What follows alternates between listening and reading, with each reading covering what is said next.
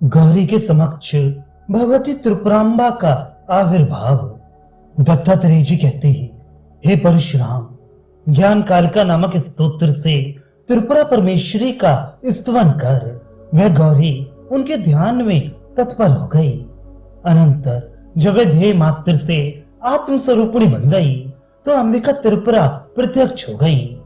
चक्रराज के रथ पर आरूढ़ संपूर्ण आभूषणों से शोभित लक्ष्मी और सरस्वती इन दोनों द्वारा बाएं और दाहिने पार्श्व में सेवित पाश, अंकुश, धनुष और बाण इन्हें चारों भुजाओं में धारण किए।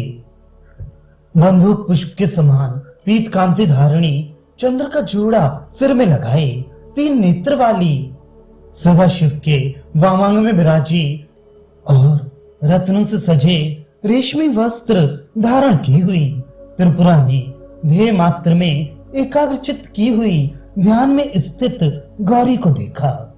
अपने पार्षद अनुचर गण के विविध भांति के कोलाहल से भी प्रबोधित ना हुई देख त्रिपुरा देवी ने चित्ताकर्षणी शक्ति की ओर देखा। अनंतर चित्ताकर्षणी ने भगवती के देखने के संकेत को जानकर जो गौरी का चित्त ध्येय रूप में लीन था उसे बलात् खींच लिया। जब ध्येय से चित्त हट गया तो वह अत्यंत विस्मित चित्त हुई कि ये क्या हुआ। इस प्रकार पर्वतराज कन्या ने नेत्र खोल बाहर की ओर देखा। परांबिका को देखकर अत्यंत प्रसन्न होकर गौरी ने प्रणाम किया। अपने हाथों की अंजलि बांध उसने निवेदन आरंभ किया, हे देवी, मुझ सेविका को आप आदेश दें, मैं अब क्या करूं। मेरे बड़े भाई विष्णु ने मेरे देह का योग कर दिया, तब मैंने आपकी आज्ञा को शिरोधार्य कर देह धारण किया।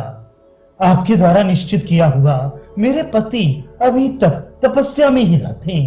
इस पर मेरे करने योग्य जो कुछ हो, हे परमेश्वरी, उसे आप कहिए।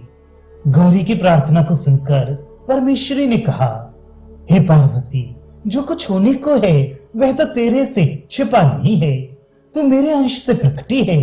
अतः तू अपना अभिलाषित जो कुछ है वह बिना प्राप्त किए नहीं रहेगी। तपस्या से विरत होकर देवादिदेव शिव तेरे साथ विवाह करेगा। शीघ्र संपूर्ण लोगों को आनंद देने वाला कुमार जन्म लेगा। हे पर्वत पुत्री, तूने जिस स्तोत्र से मेरी स्तुति की है, क्योंकि वह शक्ति संबंधी विज्ञान से परिपूर्ण है, उसे पढ़ने वाले मनुष्यों को वह ज्ञान देने वाला होगा। मेरी कृपा से विश्व में ज्ञान काल का स्तोत्र इस नाम से प्रसिद्ध बनेगा। इसका पाठ करने वाले पुरुष के ऊपर मैं प्रसन्न होंगी। इस प्रकार गौरी को कहकर भगवती अंबिका अदृश्य हो गई।